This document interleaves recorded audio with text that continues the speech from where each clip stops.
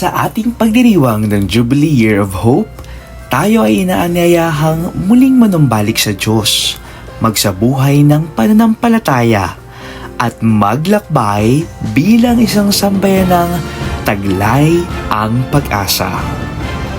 Kaugnay nito, buong kagalakan namin ipinapaabot ang paanyaya para sa ating Parish Pilgrimage 2025 na gaganapin sa July 26, araw ng Sabado mula alas 5 ng umaga hanggang alas 8 ng gabi.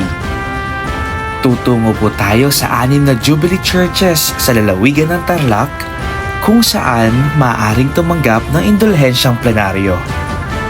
Santuario de la Inmaculada Concepcion, Mater Dolorosa Parish, Shrine of Nuestra Señora de la Merced, La Sagrada Familia Parish, Shrine of Saint Jose Maria Escriva, Shrine of Saint Therese of the Child Jesus.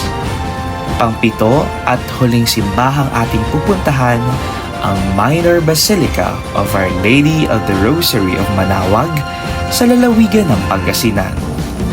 Maaari na po tayo magpalista sa opisina ng ating parokya kasama ang inyong registration fee na nagkakahalagang 1,600 pesos only. Kasama na po rito ang ating pilgrimage shirt, transportation fee at prayer guide.